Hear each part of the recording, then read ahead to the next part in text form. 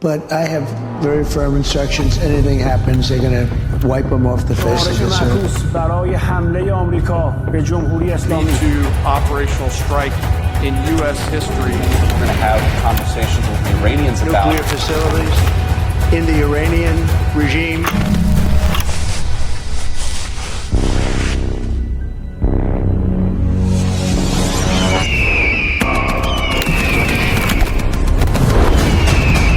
در صدر اسلام در جنگ احد مسلمان ها ضربه خوردن. در جنگ احد مسلمان ها ضربه خوردن.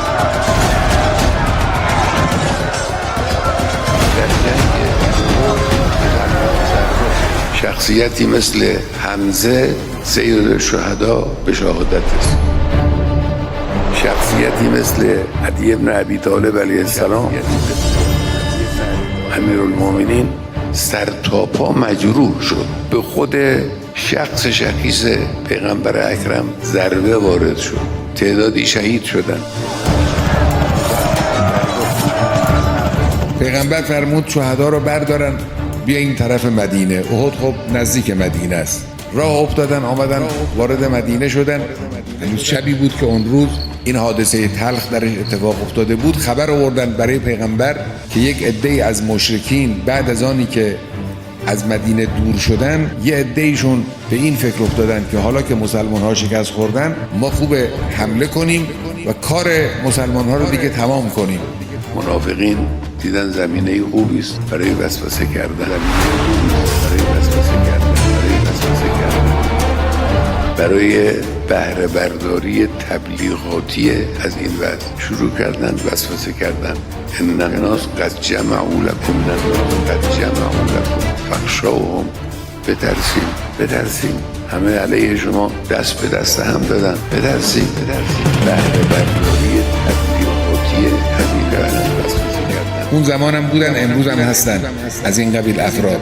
اینا شروع کردن تو مدینه خبر رو منتشر کردن. گفتن آقا پدرمون در اومد اینا با ما حمله میکنن بترسیم. چه برای کردن تو دل مردم خالی کردن. دل مردم خالی کردن. خدای متعال به خاطر این قضیه وحی نازل کرد. آیه قرآن انما ذالکم الشیطان یخوف اولیاءه. این شیطانه که دوستان خودش رو داره میترسونه. فلا تخافوهم. از اونا نترسید. مشت محکم قرآن بر دهان منافقین وسوسه کننده فرود آمد. از اونا نترسید. فلا تخافوهم و خافونه ان کنتم مؤمنین. شما که مؤمن هستید از اولیاء شیطان، از پیروان شیطان، از قدرت‌های شیطانی هستن نترسید. فلا تخافوهم و خافونه ان کنتم مؤمنین. از من بترسید. از انحراف از صراط مستقیم بترسید. از من بترسید. فلا تخافوهم و خافونه ان کنتم مؤمنین. و خافونه ان کنتم مؤمنین. بعد پیغمبر فرمود که اون کسانی که امروز در احد زخمی شدند فقط اونها باید شمشیر دست بگیرن بیان بیرون. دیگران حق ندارن بیان. شما زخمی شدید، همین شما که زخمی شدید مجروح شدید شما باید شمشیر دست بگیرید بیاید بیرون. اول یه عده‌ای تعجب شاید کردن بعد دیدن عجب حکمی.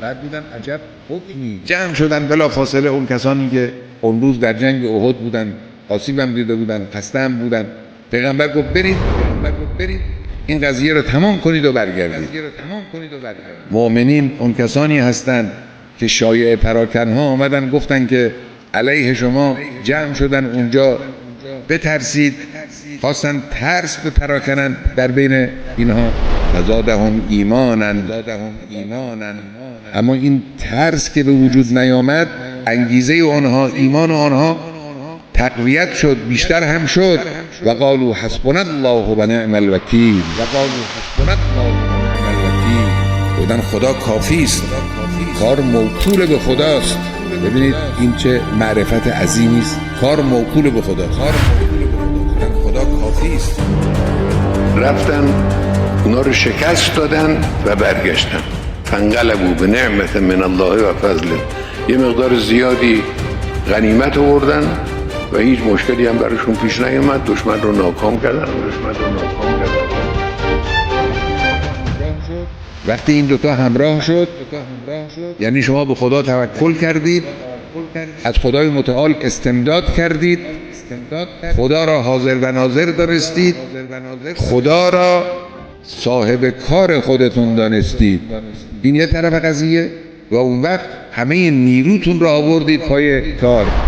این میشه همون شکل درست. قالوا حسبنا الله و نعم الوکیل.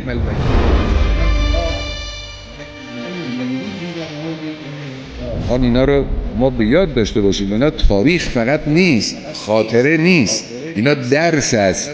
میخوان من و شما این حقایق را به یاد داشته باشیم، اینا رو در زندگیمون اعمال کنیم. کار دشمن دلهره افکندنه. دشمن کارشی دلهره بندازه، بترسونه، ناامید کنه.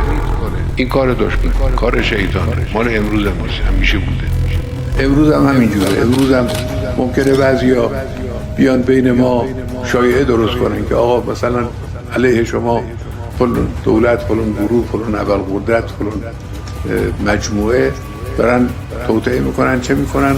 خلاصه بیچاره شدی.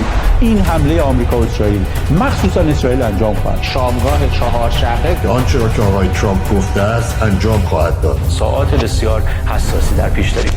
امروز این شیطان ها از طریق رادیو و تلویزیون و فضای مجازی و شبکه‌های اجتماعی و امثال اینا مرتب مشغول کارن برای که بترسید.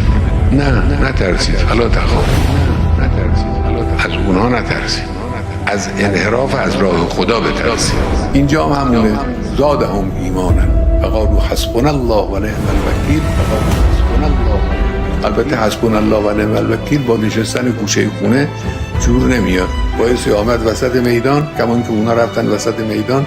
درس اینه ها، برید وسط میدان، کاری که لازمه انجام بدید، بگید حسبنا الله و نعم الوکیل، حسبنا الله و نعم الوکیل. انشاءالله به زودی زود احساس پیروزی رو در دلهای همه مردم ایران انشاءالله خداوند رواج بده.